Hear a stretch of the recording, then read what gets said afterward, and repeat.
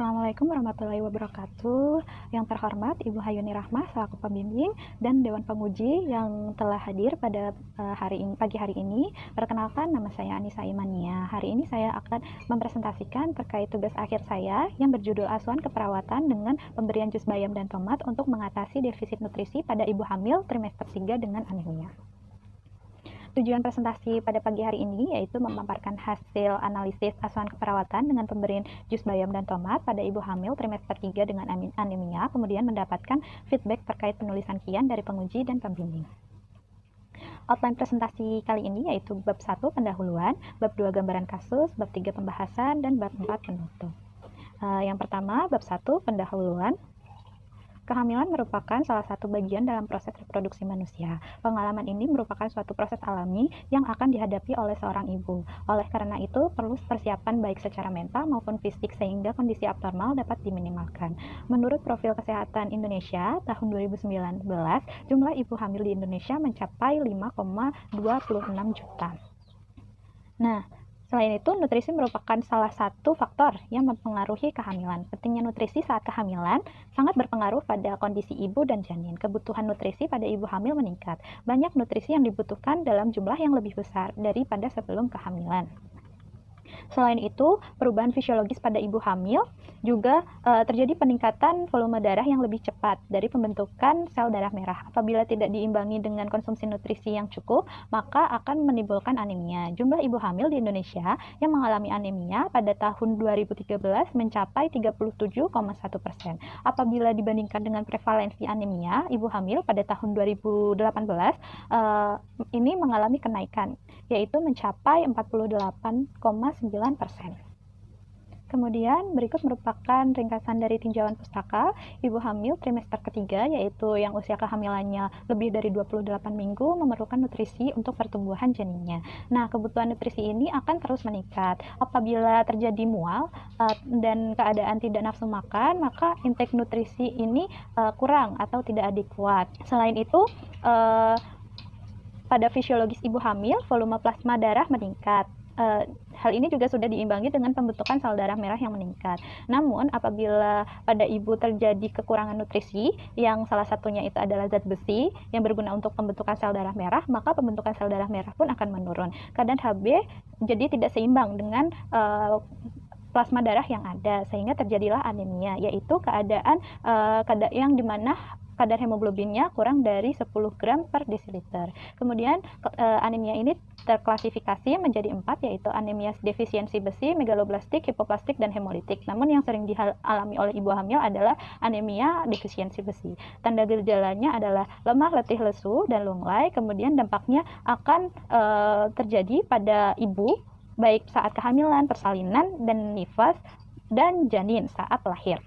Kemudian berikut merupakan cara mengatasi dan mencegahnya dengan mengkonsumsi makanan yang bergizi, yaitu makanan yang mengandung zat besi, asam folat, serta vitamin B12, kemudian konsumsi vitamin C, dan mengatur usia ibu saat hamil, mengatur jarak antara kehamilan, dan melakukan aktivitas fisik.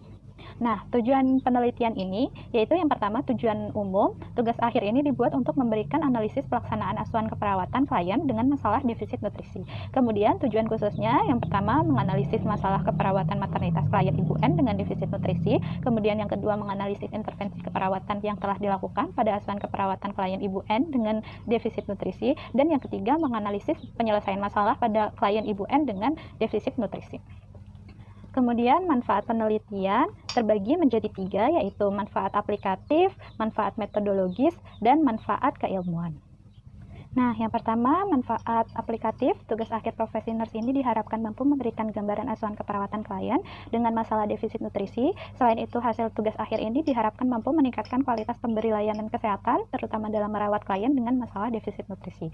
Kemudian, manfaat metodologi. Tugas akhir profesi nurse ini diharapkan bisa dijadikan sebagai informasi dalam proses pembelajaran, terutama terkait asuhan keperawatan pada klien dengan masalah defisit nutrisi, sehingga bermanfaat untuk penulisan tugas akhir selanjutnya. Kemudian, yang ketiga, manfaat keilmuan, tugas akhir profesi nurse ini diharapkan dapat menjadi sumber informasi untuk pembelajaran sebagai hasil penerapan teori asuhan keperawatan pada klien dengan masalah defisit nutrisi. Kemudian bab 2, gambaran kasus. Gambaran umum pada klien yaitu Ibu N berusia 31 tahun dengan status gravida G2P1A0 saat pengkajian usia kehamilan 32 minggu. HPHT diketahui tanggal 28 November 2019 dengan taksiran partus 3 September 2020.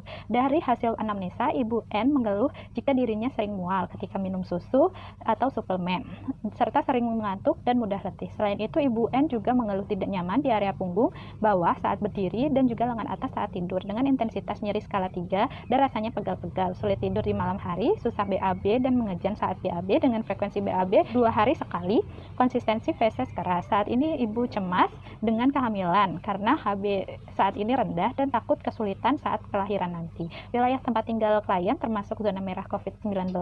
Ibu N mengatakan jarang keluar rumah di situasi pandemi ini dan selalu menggunakan masker saat keluar rumah.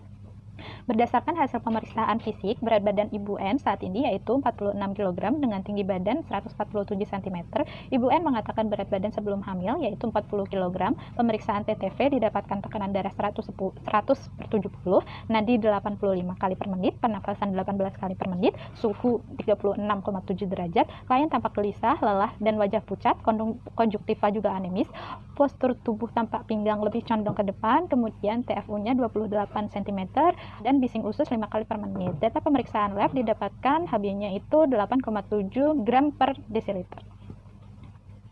Nah, dari data tersebut didapatkan analisis data berupa 5 diagnosis, yaitu defisit nutrisi berhubungan dengan peningkatan kebutuhan metabolisme, kemudian gangguan rasa nyaman berhubungan dengan gangguan adaptasi kehamilan, kemudian konstipasi berhubungan dengan penurunan motilitas gastrointestinal, kemudian ansietas berhubungan dengan kekhawatiran mengalami kegagalan, dan diagnosis yang terakhir yaitu risiko infeksi berhubungan dengan peningkatan paparan organisme patogen lingkungan. Dari masalah-masalah keperawatan tersebut sudah dilakukan pembuatan rencana asuhan keperawatan, yaitu yang pertama masalah defisit nutrisi dengan luaran status nutrisinya bisa meningkat dengan intervensi manajemen nutrisi dan edukasi nutrisi. Kemudian yang kedua masalahnya yaitu gangguan rasa nyaman, luarannya yaitu status kenyamanannya dapat meningkat dengan intervensi manajemen nyeri dan perawatan kehamilan trimester kedua dan ketiga. Nah, kemudian diagnosis ketiga yaitu konstipasi dengan luaran eliminasi fekalnya meningkat dengan intervensi manajemen konstipasi. Kemudian yang keempat ansietas dengan luaran tingkat ansietas menurun dengan intervensinya yaitu reduksi ansietas. Berikut merupakan implementasi dan evaluasi yang telah saya lakukan. Saya sudah melakukan 5 kali intervensi pada klien, yang dimana intervensi utamanya untuk mengatasi masalah nutrisi pada klien tersebut. Nah, pada hari Selasa saya sudah mengkaji pola makannya dan menganjurkan klien ini makan tinggi serat untuk mencegah konstipasi dan menjelaskan juga makanan yang harus dihindari, kebutuhan jumlah kalori, jenis makanan yang dibutuhkan pasien. Kemudian di pertemuan selanjutnya yaitu pada hari Sabtu tanggal 18 Juli 2020 sudah mengkaji berat badan klien, kemudian menjelaskan pada klien pengertian pentingnya penyebab, tanda gejala, dampak kekurangan nutrisi, makanan yang harus dihindari, kebutuhan jumlah kalori, jenis makanan yang dibutuhkan oleh ibu hamil, dan menjelaskan pada pasien terkait pentingnya zat besi, tanda gejala apabila anemia dan dampak anemia dan cara mengatasinya pada ibu hamil, serta mengajarkan cara membuat jus bayam dan tomat untuk meningkatkan hemoglobin. Kemudian pada hari selanjutnya juga dilakukan evaluasi status nutrisinya, kemudian di hari Jumat juga seperti itu. Kemudian di hari Senin juga dilakukan evaluasi untuk seluruh masalah keperawatan. Subjektifnya Ibu N mengatakan saat ini nafsunya makannya baik, porsi makan juga masih sama namun lebih sering yaitu 5 kali sehari, dan mengatakan nyeri punggung sudah berkurang, kemudian tidurnya juga lebih nyenyak dan lebih tenang setelah tarik napas dalam, kemudian selalu memakai masker saat keluar rumah dan rajin mencuci tangan. Kemudian evaluasi objektifnya berat badan klien saat ini yaitu 48,6 kg dan hemoglobinnya juga meningkat yaitu 10,1 gram per desiliter. Analisisnya masalah teratasi. Bab 3 pembahasan Yang pertama, analisis masalah keperawatan. Masalah keperawatan yang ditemukan pada klien ada 5, yaitu defisit nutrisi, gangguan rasa nyaman, konstipasi, ansietas, dan risiko infeksi. Masalah nutrisi yang dialami klien, yang pertama adalah mual. Mual ini sering dialami biasanya pada trimester pertama kehamilan, sering juga disebut morning sickness. Mual ini terjadi disebabkan karena meningkatnya hormon kehamilan. Untuk masalah nutrisi yang selanjutnya adalah anemia. Anemia ini terjadi secara fisiologis karena volume plasma darah yang meningkat. Namun, apabila nutrisi yang dibutuhkan tidak terpenuhi, salah satunya adalah zat besi yang digunakan untuk pembentukan sel darah merah, maka pembentukan sel darah merah ini akan terhambat sehingga kadar hemoglobin pun ikut turun. Hal inilah yang terjadi pada klien. Kemudian, masalah kedua yaitu gangguan rasa nyaman. Gangguan rasa nyaman ini timbul karena peningkatan berat badan yang berjalan seiring dengan perkembangan janin sehingga menyebabkan perubahan postur dan cara berjalan. Gangguan rasa nyaman ini juga diakibatkan karena hormon progesteron yang meningkat sehingga meningkatkan relaksasi dan melunakkan kartilago sendi. Kemudian masalah ketiga yaitu konstipasi pada ibu hamil terjadi akibat peningkatan hormon progesteron yang merelaksasi otot polos yang mengakibatkan menurunnya kontraktilitas dari organ gastrointestinal bawah dan memperlambat pergerakan feses. Selain itu, uterus yang membesar mengakibatkan usus besar tertekan yang akan memperlambat jalannya feses melalui usus. Selain itu, suplemen zat besi yang diberikan juga memperparah terjadinya konstipasi. Kemudian, masalah yang keempat adalah ansietas, terjadi karena kurangnya informasi yang didapatkan oleh klien atau keluarga. Selain itu, kondisi kehamilan yang beresiko seperti anemia juga dapat mengakibatkan kecemasan pada klien.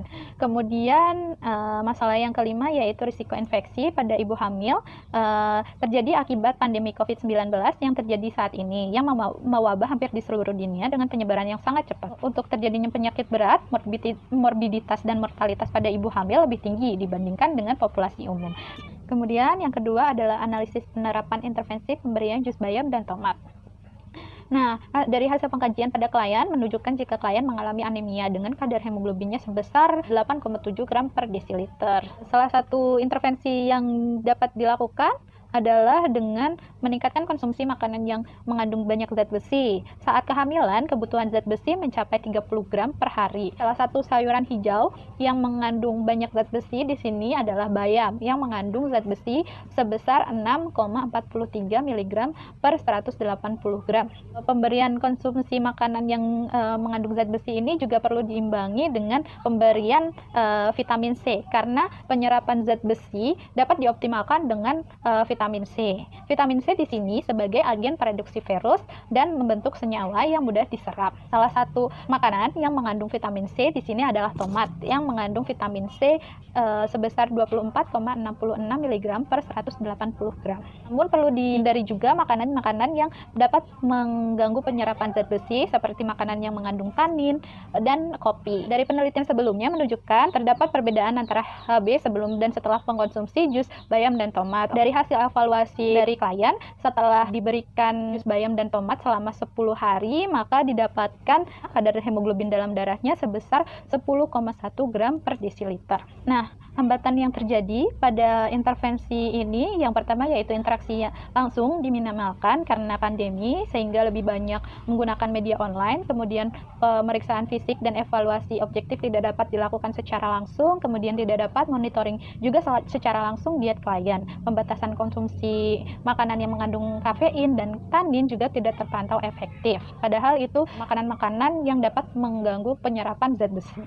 Bab 4, kesimpulannya, masalah keperawatan yang ditemukan pada klien Ibu N yaitu ada 5, defisit nutrisi, gangguan rasa nyaman, konstipasi, ansietas, serta risiko infeksi. Masalah utamanya yaitu defisit nutrisi. Intervensi yang telah diberikan pada klien Ibu N antara lain manajemen nutrisi, edukasi nutrisi, manajemen nyeri, perawatan kehamilan trimester 3, manajemen konstipasi, reduksi ansietas, dan pencegahan infeksi.